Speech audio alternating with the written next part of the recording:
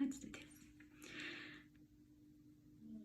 Hi, my name is Sylvia Gomes, and I am one of the researchers of the project entitled The Long-Term Impact of COVID-19 upon Vulnerable Women in Nottinghamshire. Thank you for agreeing to consider participating in this research project. Before you decide whether to grant us an interview, it is important that you understand the reason why this research is being carried out and what your participation will involve. So I'm here to share some of the information you should know about these interviews. You can discuss this with colleagues or other people if you wish. Please feel welcome to get back to me or any other member of the research team if anything is unclear. What is the purpose of this study? As COVID-19 cases increase across the UK during what is being called an exponential growth or a second wave, some sections of the population continue to be affected more than others, thus widening social and economic divisions and inequalities that already exist within our societies. The people who will suffer are those who are already neglected, excluded, or even targeted by those in positions of power. According to some preliminary research, women are amongst the most affected by the pandemic and may continue to feel its social, psychological, and economic impact for years to come. As such, it is crucial to understand the additional needs of women, particularly the marginalized women. These voices remain overlooked in the pandemic response, and women and their everyday lives and experiences of the difficulties and complications that may have been caused by government responses to the pandemic remain excluded. At present, the pandemic responses have largely involved governments with minimal community input. Yet, communities can identify solutions. They can provide insight into stigma and structural barriers, and they are well placed to identify a range of needs. These can in turn help constructively propose innovative, tailored solutions that meet these particular needs. By providing a better and more thorough understanding of how the COVID-19 pandemic might have socially, psychological, and economically impacted women, an action plan co-shaped by participants and research investigators may inform policymakers of ways to better address these issues. This ensures women's inclusion and equal representation in the COVID-19 local, national, and regional responses, planning, and decision making. So what are the specific objectives of this particular project? We aim at producing or co-producing knowledge of the everyday lives and experiences of vulnerable women living in Nottinghamshire. We aim at understanding the long-term social, psychological, and economic impacts of the COVID-19 pandemic upon these women. We want to ensure women's inclusion and equal representation in the COVID-19 local, national, and regional responses, planning and decision making, and also to propose a tailored action plan that meets the particular needs of marginalized and displaced women in Nottinghamshire. This study intends to employ a participatory action research approach as its chosen methodology. PAR is an approach that emphasizes participation in action. Within PAR, inquiry and action involved and addressed questions and issues that are significant for those who participate. PAR focuses on social change that challenges inequality targeted on the needs of a particular group. Thus aims to reduce these inequalities through involving the people who are most impacted by these inequalities. The proposed methods of data collection for this pilot study includes 10 semi-structured qualitative interviews and 2 action-oriented focus groups. In this project, due to COVID-19 pandemic measures, both interviews and focus groups will be conducted over MS Teams. In addition to interviews, participants will be asked to express themselves and their communities by photographing scenes, known as photo voice, a qualitative method used in a community-based action research to document and represent culture, expose social problems, and ignite social change. These photographs will be collaboratively interpreted through focus group discussions.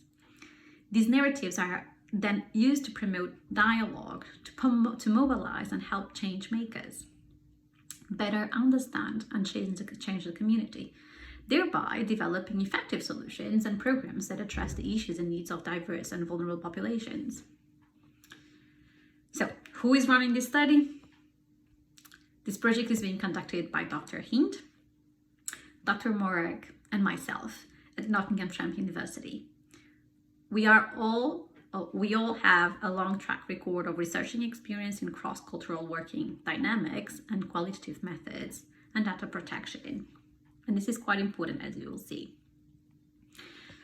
So why have you been chosen to take part on this research? We are asking you to give us an interview because you match the criteria needed for this research. We would like to interview you as a participant in this pilot research. You will be one of up to 10 participants interviewed in this project. Your participation is entirely voluntary. If you do decide to take part, you will be given this information to keep to yourself, and you will also be asked to sign a consent form. You will still be free to withdraw for up to 3 weeks after this interview. So if for any reason you decide not to take part on the research anymore, or to withdraw after you gave the interview, you will not be asked to give us any reasons, and you can just say that you do not want to be part of this research anymore. What do we want you to do? We would like you to take part in an interview lasting approximately an hour. It will take place on Microsoft Teams and will be arranged at a time convenient to you. The topics to be covered will revolve around how the COVID-19 pandemic and lockdown has affected you psychologically, socially, and economically.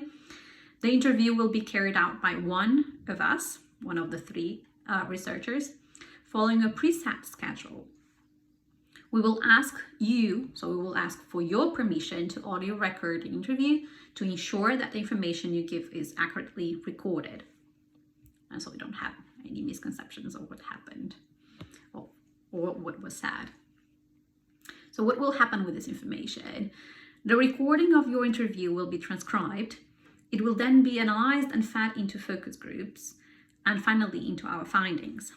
The collected data, both recordings and transcripts, will be saved in a password-protected folder on NTU's OneDrive. At the end of the study, all the transcripts will be deposited in the NTU Data Archive and NTU Institutional Repository. A project dataset will be deposited in the NTU Data Archive to preserve data for a minimum of 10 years. A non-exhaustive list of data includes interview and focus group transcripts, photo voices, as well as collected and analyzed data. This is usual practice because it makes valuable research data available to other researchers. However, the transcripts will be fully anonymized before they are archived. Any information that identifies you or your organization or that gives any clues to your identity will be removed. We are confident that these precautions will ensure that no one will be able to trace your transcript back to you or your organization. How will we protect your confidentiality and anonymity?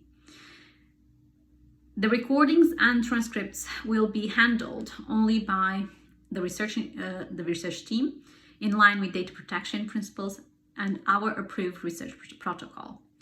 Hard copies of research notes will be kept in locked drawers, and electronic files will be kept on password-protected computers, which are not accessible to any other university staff. Once the transcripts have been deposited in the NTU archive, the recording of your interview will be destroyed and the relevant files erased from our computers. You will not be named or otherwise identified in any publication arising from this project unless your role forms part of a narrative that is already in the public domain. No unpublished opinions or information will be attributed to you either by name or position. We will exercise all possible care to ensure that you cannot be identified by the way we write up our findings. What are the possible disadvantages and risks in taking part of this research? The main cost to you will be the time needed to be interviewed. The main risk is that you might give us information that is detrimental to you or that runs counter to data protection laws. Example, disclosure of risk of harm or abuse to self or to someone else, disclosure of intentions to harm unsuspected third parties, or disclosure of the commission of a criminal offense. In these cases, the current best practice guidelines available suggest that the researcher should disclose the confidence to the appropriate authority. Another risk is that interviews and focus groups, which are expected to touch upon sensitive topics, may cause psychological and emotional distress to you. However, we will ask you if you feel well enough on the day of the interview to discuss your experiences, give you the opportunity for breaks if needed, and ensure that there are arrangements in place to help and support you. In this form, as well as the brief form that we are going to give to you, we will provide you with support channels and a list of support organizations that may offer help if you have been affected by taking part in this research. Additionally, a risk assessment will be conducted through a pre-interview short Microsoft Teams video meeting, and you will be provided with the guidelines on how to photograph, film, and produce content safely. So what are the benefits? We hope that you will find the interview interesting and will take satisfaction from helping to develop knowledge of this important topic. We also hope that you will find the results of the project helpful to yourself and to others who may be impacted by the COVID-19 pandemic, especially in the long term. The findings of this project will be used as a tool to influence public policy by capturing the attention of policymakers and influence their awareness and understanding of this research issue. With a better understanding of our experiences, policymakers can make better decisions about public policy that are fairer and that can improve your lives.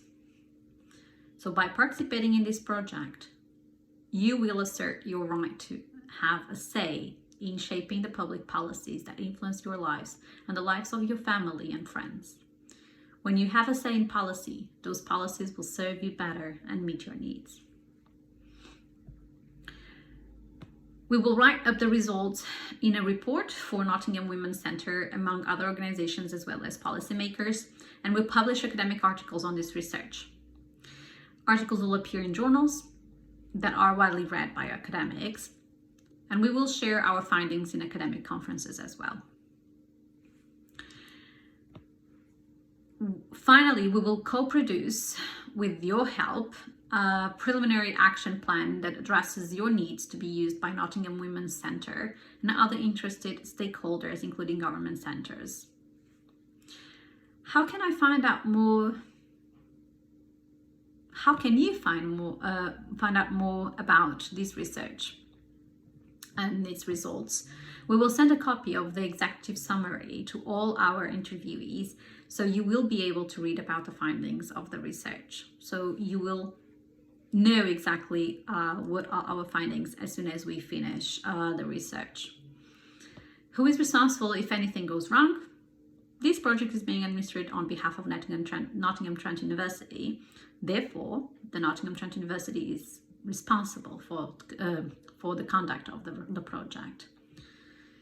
If you need any extra support, if after this interview you feel like you felt uncomfortable or upset, there are a number of services which might be useful, like Trent PTS support, Turning Point Nottinghamshire Mental Health Helpline, Wellness in Mind, Nottingham Counselling Services, and so on and so forth. We will share all these contacts with you in case you need additional help.